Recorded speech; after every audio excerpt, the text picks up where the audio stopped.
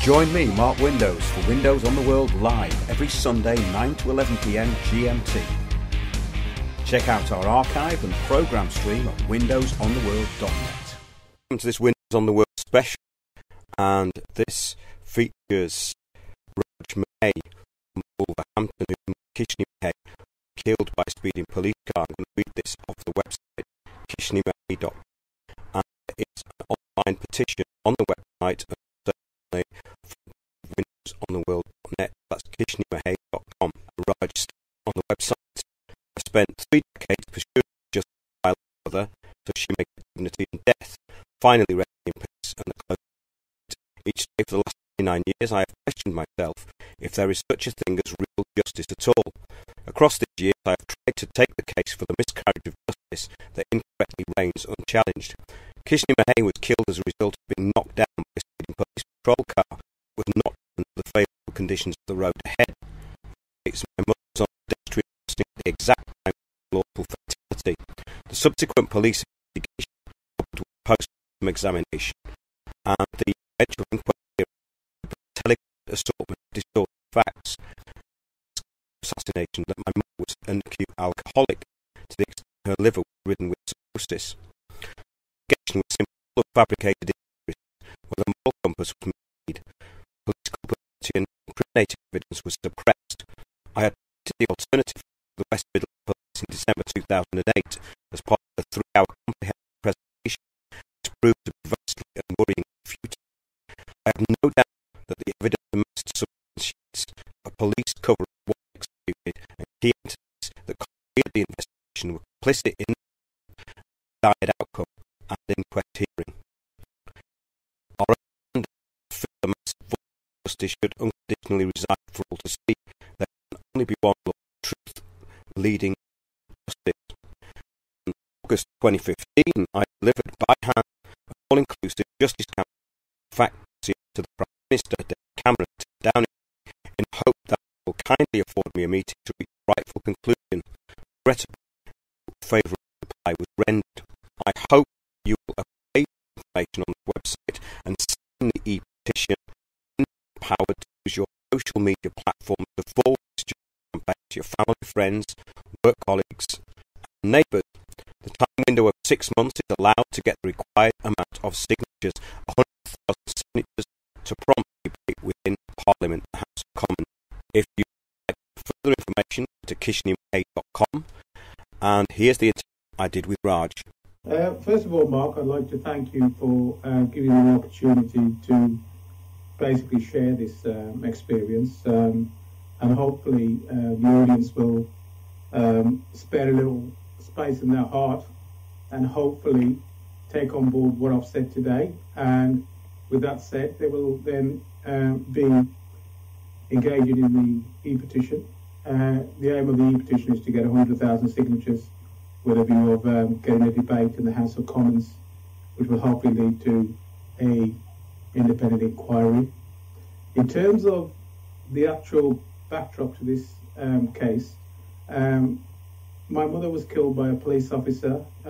She, at the time, was on a pedestrian crossing, according to witness statements. And basically, the police officer was driving a car. He was on his way to a hit and run.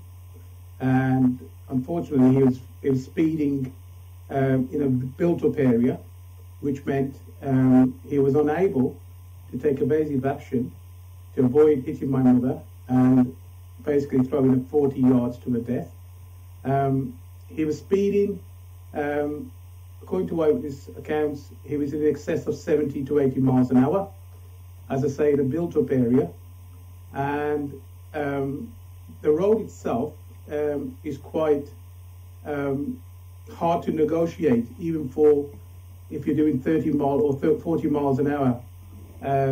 Basically, the road itself is very narrow as you approach the pedestrian crossing, and also the road has an acute bend prior to the pedestrian crossing. So all these factors would be, certainly from a driving perspective, would have to be taken into consideration. I understand he's on his way to a hit and run, which eventually turned out to be nothing like what it was originally set out to be. It was actually just a bumper-to-bumper job. and basically he did not need to speed, but I understand he was not told that at the time when it happened, so he was on his way. I basically had a phone call from one of the shopkeepers, and they basically said to me that your mother's involved in an accident on the Cannock Road. So this happened in March 1989, the 14th of March to be precise, and the approximate time was about 7:45 in the evening. As I say, I got a phone call from one of the shopkeepers. The gist of his message was that my mother was in an accident and I needed to be, making my way to where the accident had occurred. So I basically ran as fast as I could, and I was the first member of the family to reach there. And as I went round the corner and I actually hit the Cannock Road itself, I could see my mother's body covered by a blanket, and all that was exposed was her 2 feet. And she was laid in a pool of blood on the pavement, and I can only assume that the body came to rest there after the impact had occurred. Now, as I approach, I try to approach the body, I kind of lost all my bearings, if you will, because I was just distraught. The stress was immense, and I collapsed to my knees. As I collapsed to my knees, an officer came towards me and grabbed my throat and tried to pull me up. And I tried to tell him that, as much as I could speak, because he had his hand around my throat, I said, "Look, that's my mother. What are you doing this for?" And the next thing I know, there's a policeman behind me as well, and he grabbed my shoulders and pulled me up from my jacket or my jumper, pulled me up, and I then was on my feet again. And I tried to approach the body again. I tried to walk towards the body, and there was an officer right next to the body. It turned out later he was the actual passenger. So he had the police driver and a passenger with him, a police officer next to him in the car. So he was the passenger in the front seat. And basically, as I approached the body, he made derogatory remarks. He says, "There's nothing you can do. It's not a pretty sight." And so this is the compassion, this is the sympathy, this is the empathy that I was afforded. So I retreat because I'm thinking, I'm going to be manhandled again. As I'm retreating, I could see in the corner of my eye that the crash debris on the pedestrian crossing was being actually pushed away from the pedestrian crossing. Now, at this point in time, no road traffic incident forensics had arrived because the road was gridlocked on either side because of the death.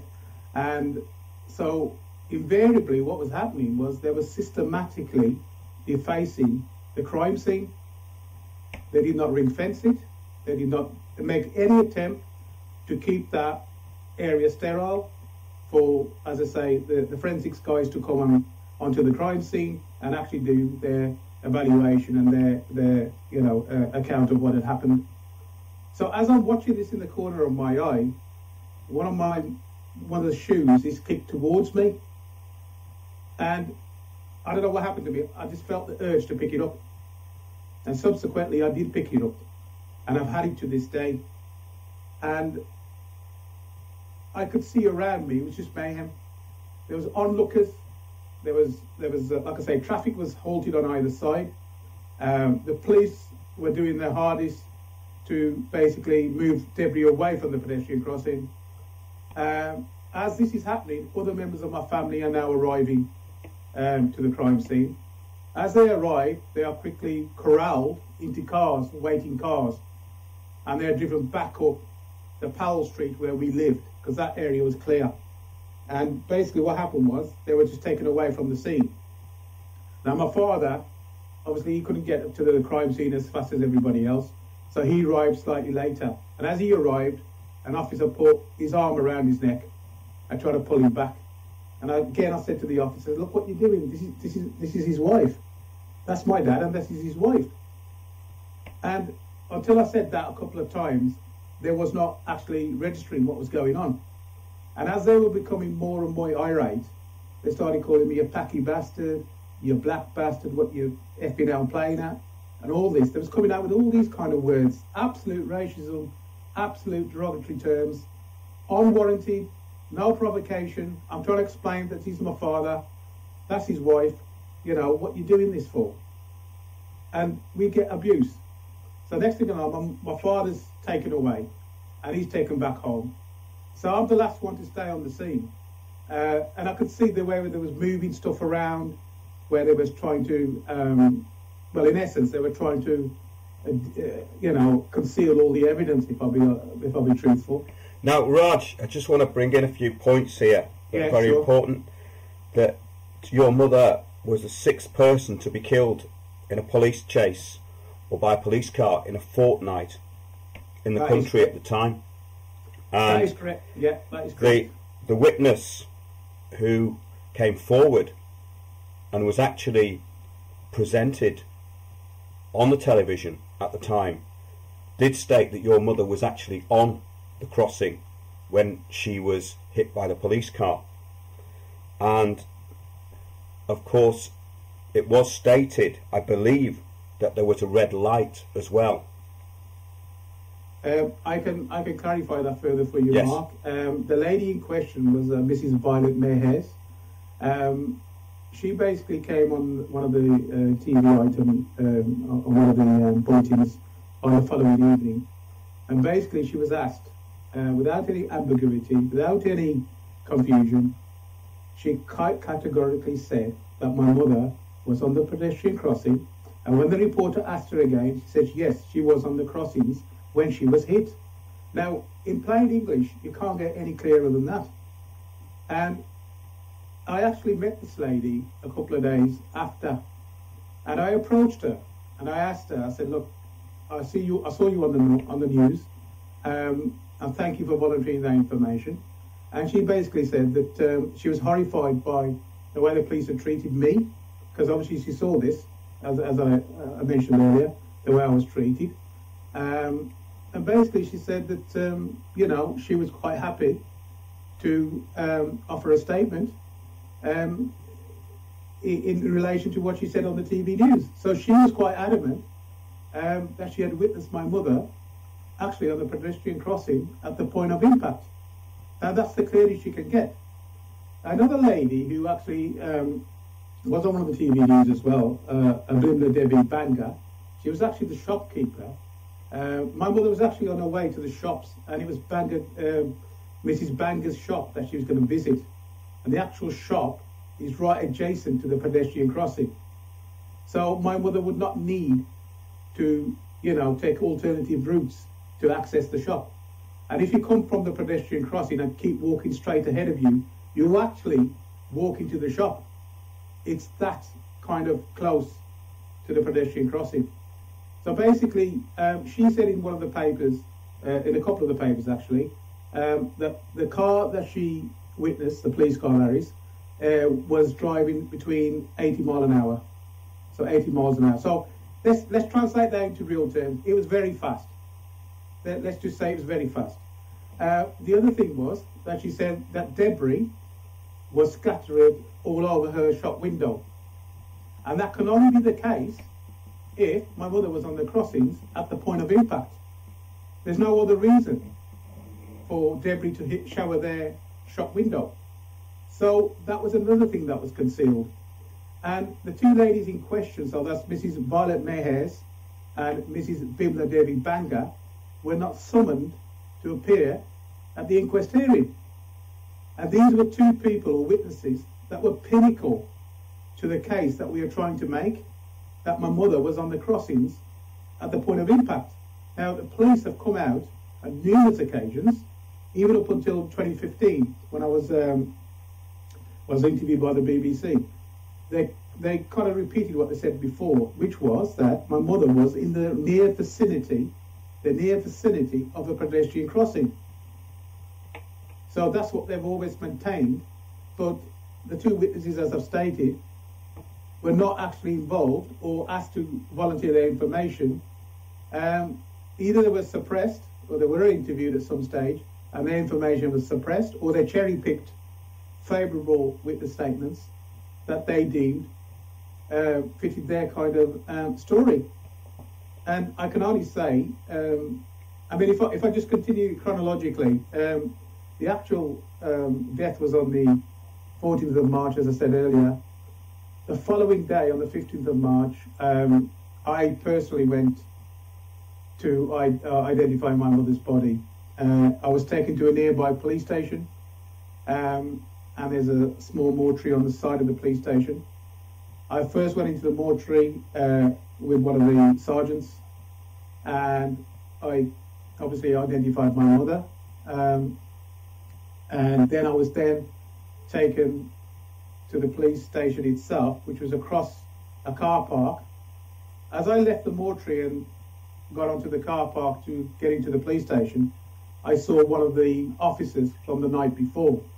Now, he was sitting in his car and he was looking at me, smiling and revving the car while he was looking at me. And I could not understand why he was doing that.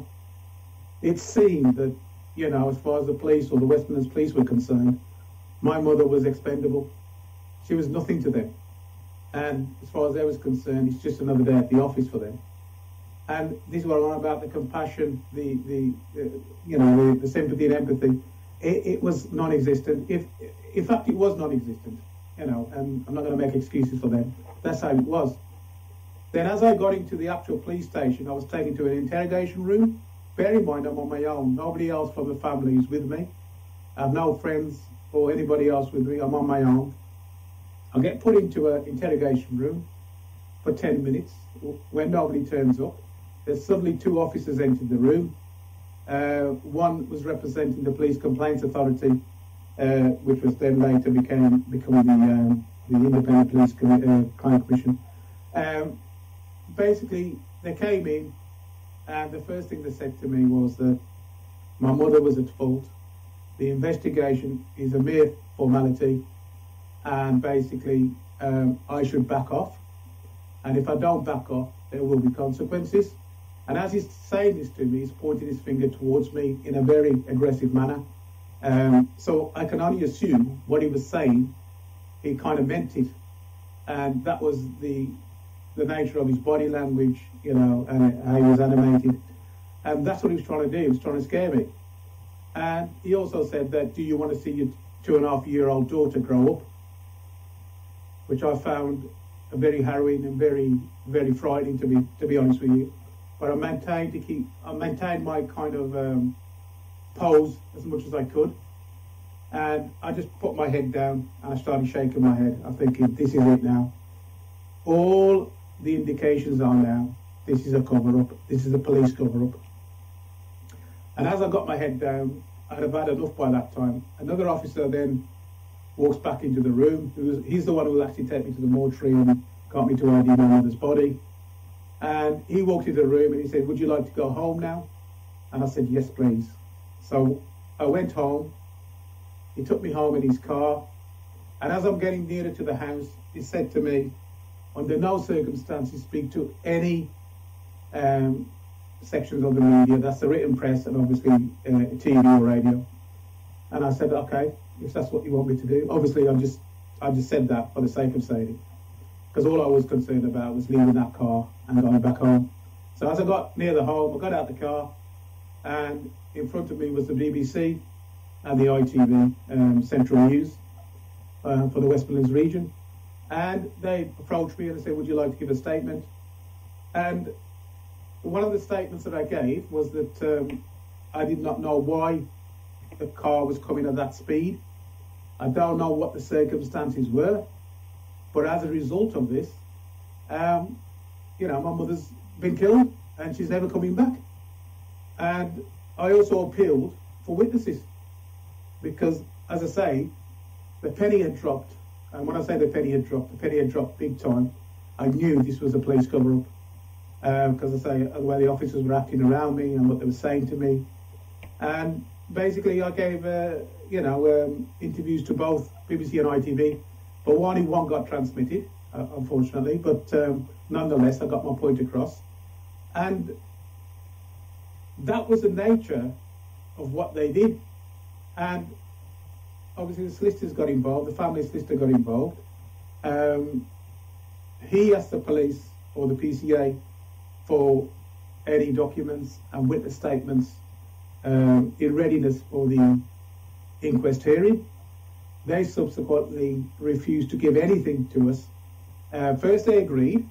They said, again, we'll share everything we can because we're open, we're transparent, we've got nothing to hide. That was the impression they were given originally. Then after a few months, they decided they was not going to give us anything at all. So if you can imagine, the death was in March '89. The actual inquest hearing was in November, the tail end of November. So from that time, from March to November, we had no idea who the witnesses were, what the forensics had come up with, what was their conclusions, what was their measurements and what have you. We had nothing. So in essence, what we did, we walked into that inquest hearing, basically not knowing anything of the police investigation, and we were blind to all the facts. It was only when the actual inquest started that things started, registering. And unfortunately, one of the biggest problems and one of the biggest flaws in the police's investigation was the actual post-mortem examination, which was conducted by a Home Office pathologist. And basically, he was the first witness to take the witness box. And the opening two sentences he made were that my mother was an alcoholic. She had incurred cirrhosis of the liver attributable to alcohol abuse over the years. Now that is a blatant lie, because my mother never drank alcohol. She showed no symptoms of cirrhosis, certainly from an alcoholic point of view, that they were trying to say. And also, this was a massive slur on my mother, not to mention a character assassination. And the net result of that is that the 10 jurors who were at my mother's inquest hearing, they did a character assassination in such a way that they sent subliminal messaging to these jurors to give the impression that my mother's ability to cross the road would be greatly impaired because of the so-called vice that they claimed she was an alcoholic, basically. Unfortunately, the other side to this is that, and this is not to reflect on anybody's ethnicity or anybody's diversity background or anything like that, but the 10 jurors were all white Caucasian. Now, my mother arrived in this country in the early 60s. My father came in the mid-50s. I myself was born in 1964 in Wolverhampton, where I basically was born and bred. And those people, those women, my mother was one of the first women to come over from the subcontinent into England to make her future with her husband. And women of that culture and women of that era would never ever entertain the idea of actually drinking alcohol, because that was their culture. Now, for them to say my mother was an alcoholic to the extent that she incurred cirrhosis of her liver, that's a blatant and strategic lie in order to win over the jurors, to give the impression that she will not be able to cross the road because of her, likeness for alcohol. And I also say it is also a slur on her contemporaries and her peers who came over in the same era, those women who came over with her. So I don't understand why they did this.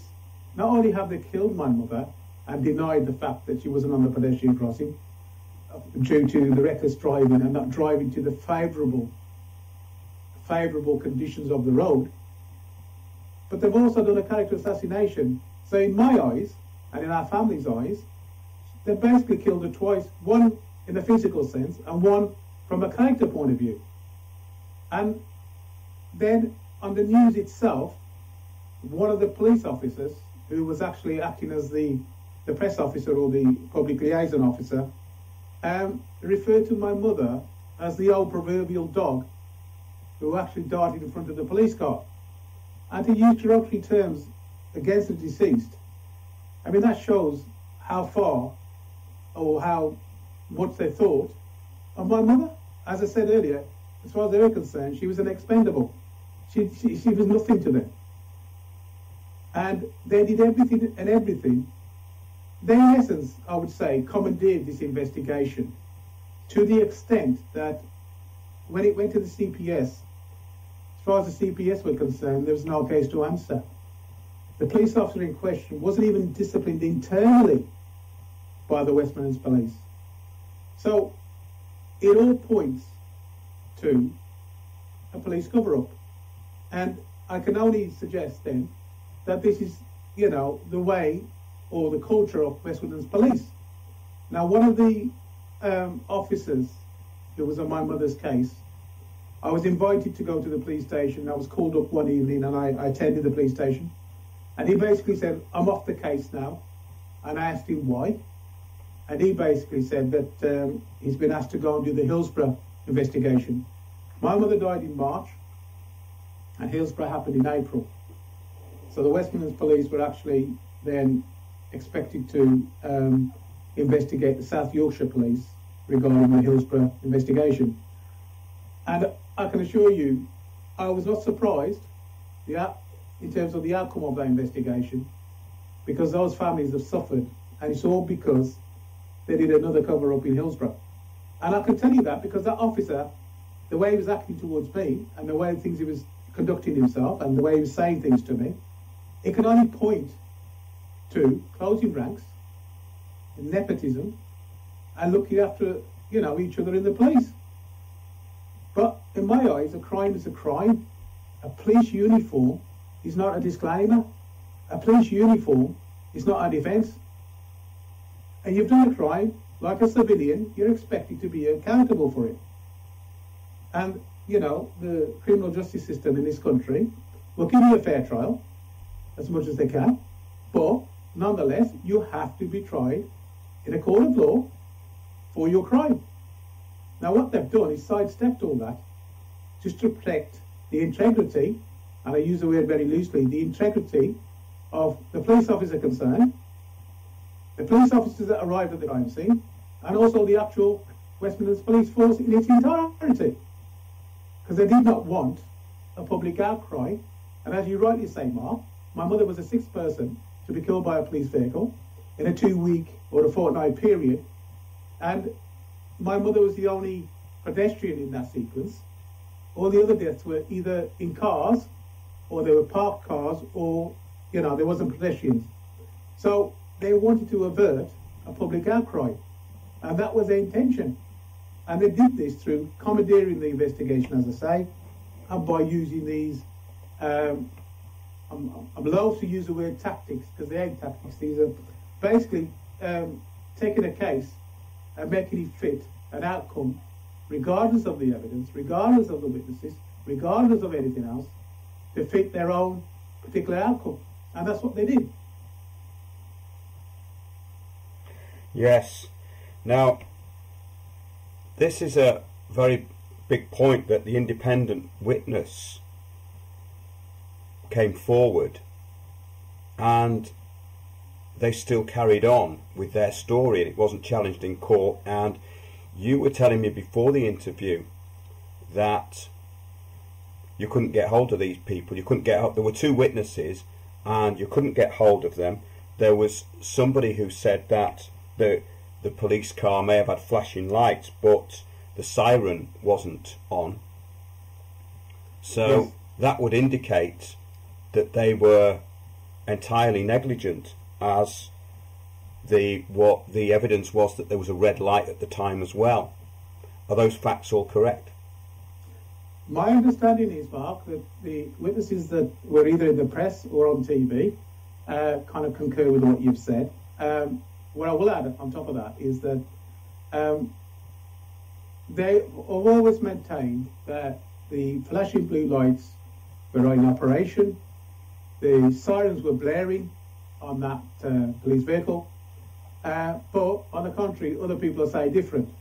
They also claim that the pedestrian crossing, the lights were on green for them to, you know, drive past, and others have said they were on red.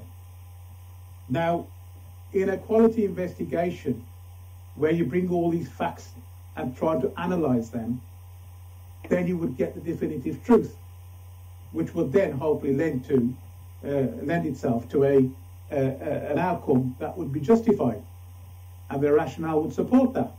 But what they did, as I say, they suppressed certain elements of the investigation. They ignored all these, the aforementioned that you've just said, and basically they come and did the investigation.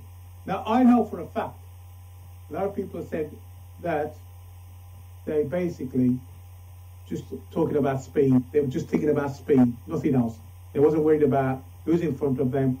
They just went down that road as fast as they could. I don't know if this driver was a maverick or some kind of a show-off. I don't know. But I can assure you, he was not driving to the favourable conditions of the road ahead of him. Subsequently, he's negligent because of his reckless driving. Now, the MP of that era in the Wolverhampton North East constituency was a lady called Maureen Hicks, Conservative. And one of the things that she said in the local paper was that, and this kind of encapsulates everything that I've been saying, and she basically said, quote, "No emergency is so serious as to justify the loss of life," unquote. So basically what she's saying is he was speeding unnecessarily. Now, if you're off to an incident where you try to render help and support, it's absolutely stupidity personified if you are killing somebody in the interim before you get there. How does that make any sense? So he was negligent, and the police know he was negligent. He drove that car in a reckless way to create this thing that we're trying to highlight here, which is that he unlawfully killed my mother because of his speeding tactics.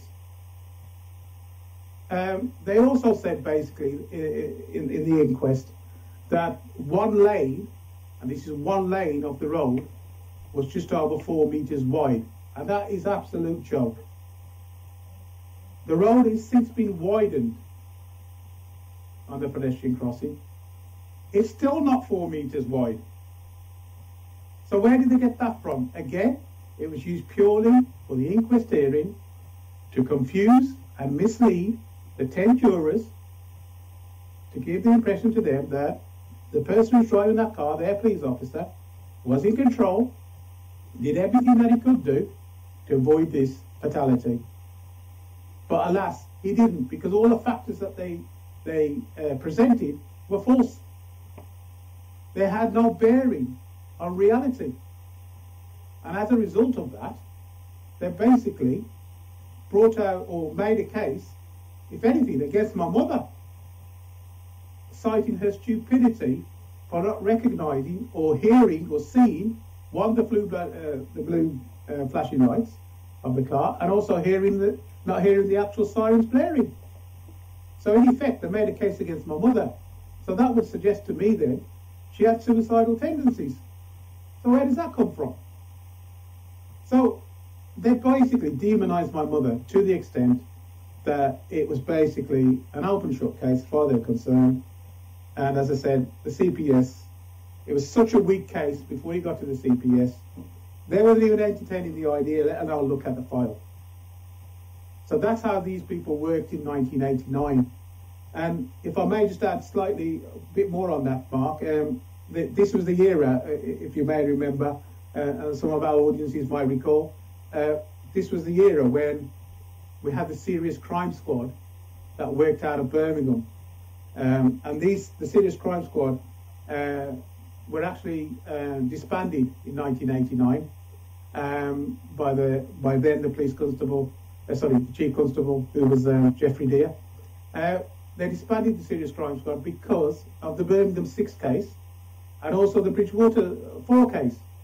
These are iconic cases where in both instances the convictions were quashed because it was found that the police lied, concocted evidence, had false statements.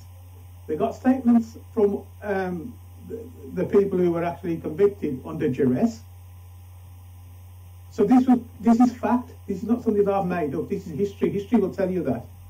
And the person who actually the judge who presided over the Birmingham 6, actually said that in the annals of crime this is one of the worst cases he had ever seen, where police had knowingly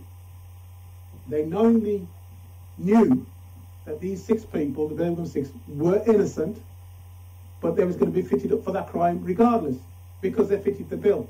6 Irishmen from the Birmingham area, blah, blah, blah, and that's it off. And this is what I'm saying about the policing of that era. The reason I'm telling you this, Mark, is because although the Serious Crime Squad was disbanded in '89, the year my mother was killed, the culture of policing is still there, because the culture takes time to eradicate. It doesn't happen overnight. It's not like a light switch where you can turn on and off.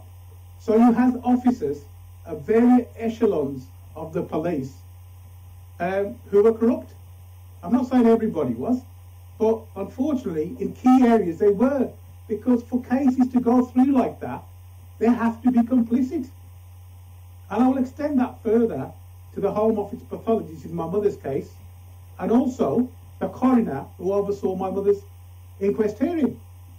And I've said this to the police. I did a 3-hour presentation in 2008 at the Westlands Police headquarters, and on my slide deck, on one of the slides, slide 9 to be precise, and that's on my website actually, you can see that yourselves if you feel you want to learn a bit more about my mother's case. On slide 9, I did a triangle, and each point of the triangle is the police stroke PCA, Police Complaints Authority.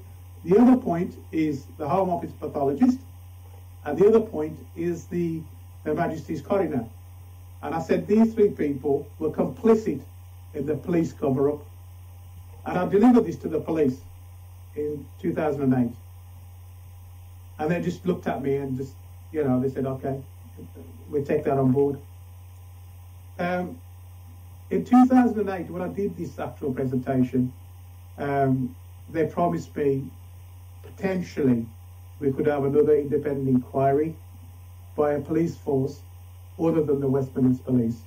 Basically, they put all the offers on the table, and they said they would get back to me within a couple of months after they deliberated what they were going to do and how they was going to go forward. Subsequently, when they did get in contact with me, they basically said the same thing as before, back in what they said in '89. My mother was at fault. The police had done the investigation and everything. As far as they're concerned, there's no case to answer. Okay, so that was what their conclusion was after doing that presentation and trying to get a meeting with them and everything. In 2009, because I wasn't satisfied with that, I did some research on cirrhosis of the liver, and I was fortunate enough to get in contact with a professor of forensics. He was based in the Forensics Institute in Glasgow in Scotland, and I managed to sort of have a bit of correspondence with him. And I asked him outright, I said, in a post-mortem examination, if there is cirrhosis of the liver, how would that actually be fact in terms of it being submitted in an inquest hearing? And the first thing he said to me was, the pathologist who carried out that post-mortem has to, and this is what he said, he has to tell us how he's discounted all the reasons for cirrhosis. Not just alcohol, as they claim, but what other reasons that contributing factors to cirrhosis of the liver has he discounted, and what is the rationale behind that? And when the professor told me that, I went away and I did six months solid research on cirrhosis of the liver myself. I'd go to work with the data, when I come home in the evening, I'll be on the internet and I'll be doing research, and I'll be trying to find out what's going on. Then it suddenly occurred to me, although there was no cirrhosis, I know that, but the official report said there was cirrhosis, so I have to go along with that. What you got to understand, in Punjabi funerals, we have cremations. So once the body was released by the police, my mother's body was cremated. So the reason I'm saying that is there's no body now to exhume, to do a second post-mortem, to look at the liver all over again, because there's no liver to look at, there's no body to exhume, as I say. So I then thought deeply about my mother and what kind of things, if there was such thing as cirrhosis, other than alcohol abuse, what could be the factors that led to cirrhosis? And it suddenly occurred to me one night when I was looking at the computer that my mother had TB in the 60s. Now, in the 60s, when they was treating TB, the drugs that they were using were very strong. In other words, they were very toxic. And they were known to have side effects. And one of the side effects was that they would damage the liver. And there's an actual condition for that. It's called drug-induced liver injury, or DELI, drug-induced, that's the acronym, drug-induced liver injury. So basically, I thought about that in great depth, and I suggested this to the professor again when I spoke to him on the next, and he basically said it could be a possibility. So I then wrote to the Chief Constable of the West Midlands Police with all my research, and it was a nice report I put together for his attention. They wrote back literally within about a week, and they said, thank you for your report. We will look at it and we'll get back to you. And about 3 weeks after, they did get back to me. And in the letter they sent to me, apparently they had spoken to the original pathologist who had carried out the post-mortem on my mother. And he basically then started stepping down from his original alcohol accusation that my mother was an alcoholic, and she incurred cirrhosis for that reason. And he basically said, if your mother was not alcoholic, she never drank, we accept that she never drank and she'd not have cirrhosis due to alcohol abuse. Now you've got to bear in mind, this is 20 years after the event. I'm trying to get some kind of solace, I'm trying to get some kind of, I'm trying to reconcile what's going on here. And they are now saying that potentially there was no alcohol abuse, because I put these factors forward. Because I did the solid research, as I say, for 6 months, and everything I did was actually researched, and it was actually backed up by facts.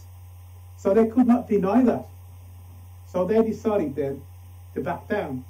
But the point I'm trying to make here, Mark, is that the time for the inquest jury had come and gone.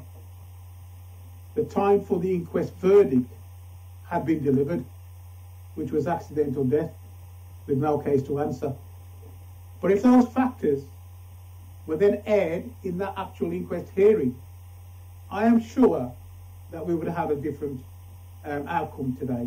And also, the aforementioned 2 witnesses, if they were summoned to appear, because the coroner has powers to summon who he wants to the actual hearing, he deliberately, and this is what I'm on about, the triangle I was on about earlier, he is part of this cover-up. And I can assure you, my mother's inquest hearing outcome was not decided in that inquest hearing.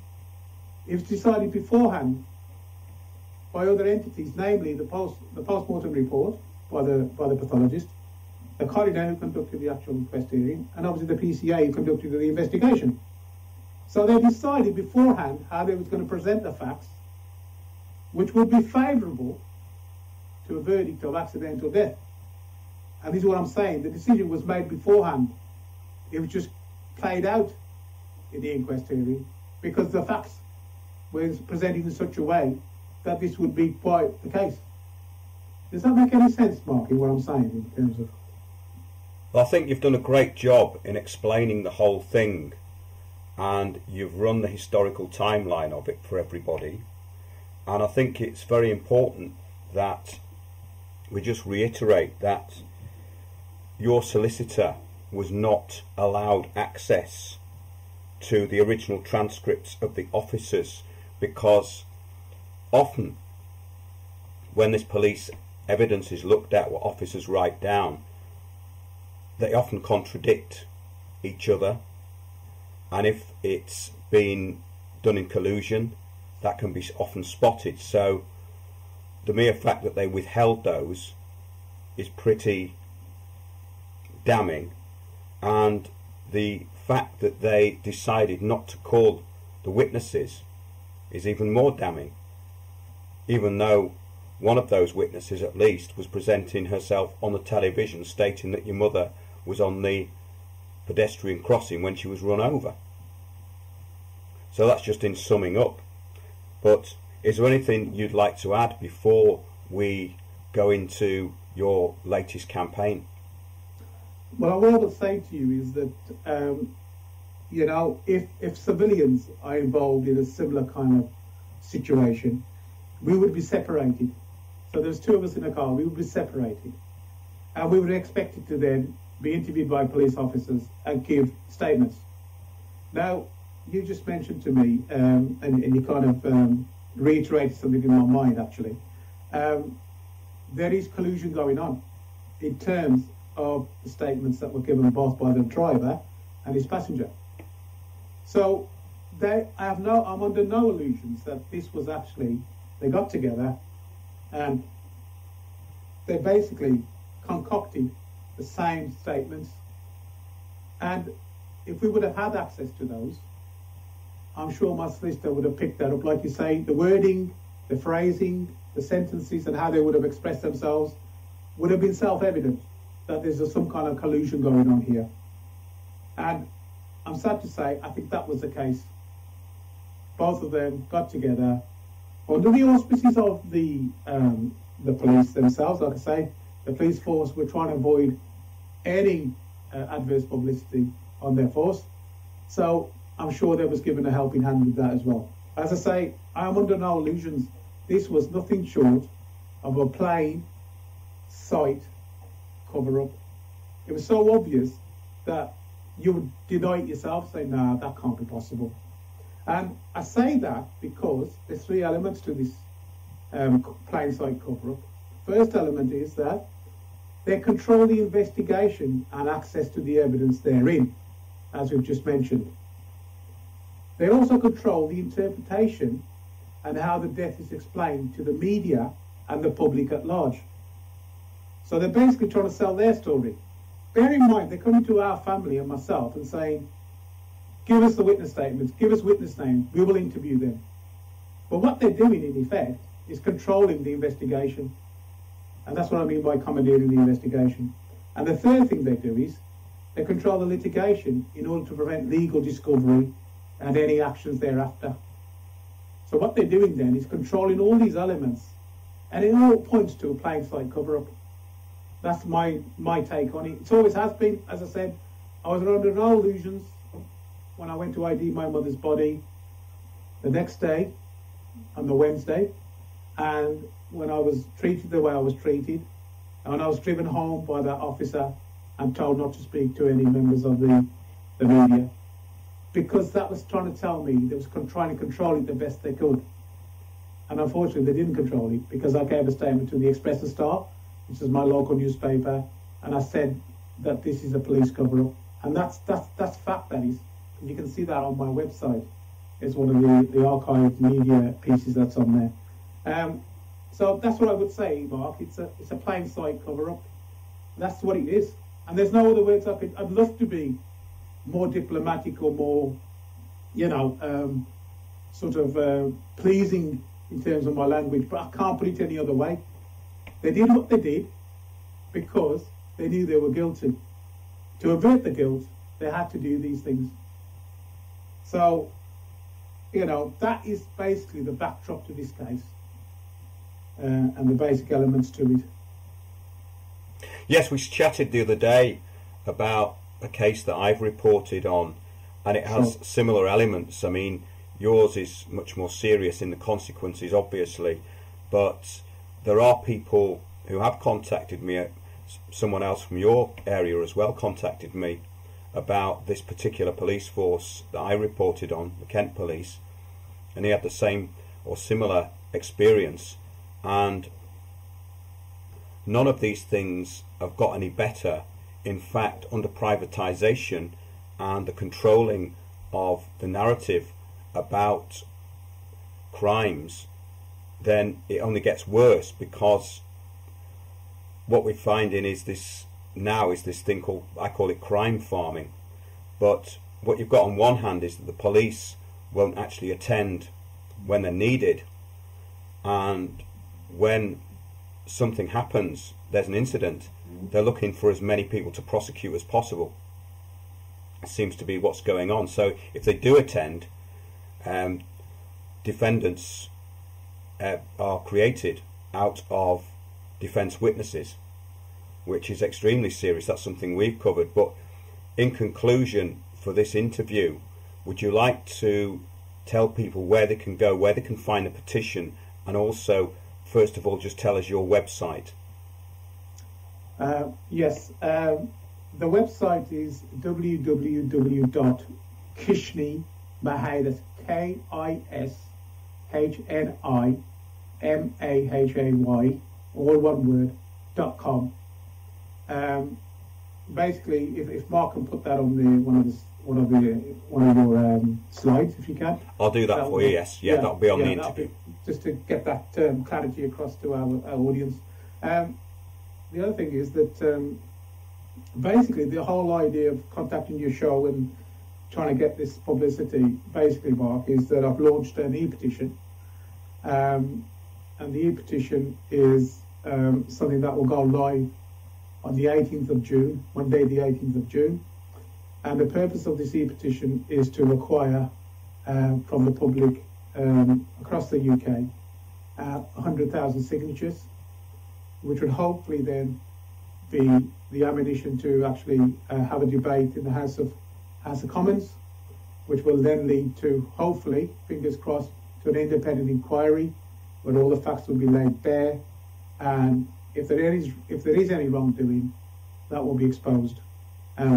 And we want my mother to have dignity in death. We want her to rest in peace, and most importantly, we want closure.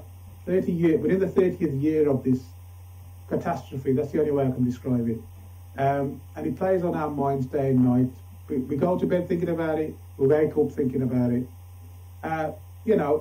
It's basically something that we need closure on, and we need to move on with our lives. And this is what this e-petition has been set up. This is a pure reason for it. We also want my mother's name. She was not an alcoholic. I know that. I lived with her for 24 years. I was 24 years old when this death came to the fore. So I know her as well as anybody. I was the first child. So she's never drank. That's the bottom line. She's never drank. And I want my mother's name to be cleared. We go to like weddings, we go to family functions, and there's a part of me that I feel I have to bow my head occasionally, because I think what people are thinking about my mother, because they only know the official account. And this hurts me, this grieves me immensely, and I feel really, really down sometimes about this. And this is what the catalyst is for this e-petition, to get the definitive truth. And if we get the 100,000 signatures, we will get that truth if House of Commons is obliging and they do what's required. And the other thing is that, if there is wrongdoing by the police, people should be brought to account. I have no doubt in my mind the officers involved are now sitting on big, fat, juicy police pensions. And that makes me sick, because they have actually killed somebody unlawfully and they've got away with it. And as I said earlier, a police uniform is not either a disclaimer or a defence. And we would like that through this e-petition process. God willing, we will get the 100,000, if not more. And hopefully we can bring this whole case into the public arena, and hopefully we will get a different decision this time, because I have no doubt in my mind that the decision that we will get this time around will be completely different to the original one, because the original one was nothing short of a stage-managed affair. Thanks a lot, Raj. That's a very good exposition of the whole story, and we'll be putting that out when the petition is online. Excellent. And I will also say to you, Mark, just an additional thing, if it's at all possible, I think we discussed this before offline, if you can keep our audience sort of updated with the progress, keep promoting for me if you can, because although 100,000 sounds a massive number, it's quite a big number actually, but through social media and the way things work in this world at the moment, especially on the digital platforms, it is achievable. But it can only be achievable if we keep putting it in the public's mind and keep bringing them, making them aware of it. And that's all I ask of you, to just give regular sort of, little snippets of information, wherever you are, how many do we need, and please can we get more people to sign a petition. Because the beauty of social media is, if one signs it, then they will obviously, pass through their network to somebody else. And it kind of extrapolates from there to the extent that we can get that 100,000 milestone that we deserve. What I will say to the audience also is, please, if you get time, go to the website, have a look to the backdrop of the case, and you'll have all the documents on there. I'm sure Mark's had a look himself as well. You'll see all the relevant documents that I've put on there. I've tried to be as substantive as possible. I've tried to justify the stance that I've taken with the credible evidence that I've put forward.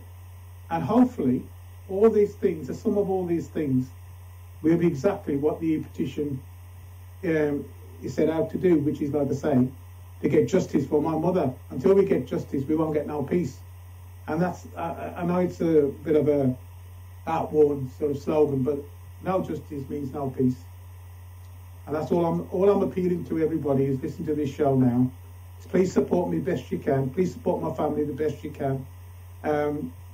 You only there's certain things in life that you only get one off, and a set of parents is a one-off. And to lose them so cruelly in such a cowardly way, I would just appeal to you and just find a little space in your hearts to just put, do that actual e-petition and spread the word for me through your social networks. That's all I'm asking for. And I'm sure this will be the recipe for getting what we want to get. Thanks a lot, Raj. That's great. And we will keep people updated with the petition and where they can sign it.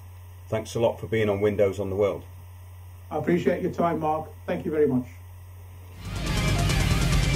Join me, Mark Windows, for Windows on the World live every Sunday 9 to 11 p.m. GMT.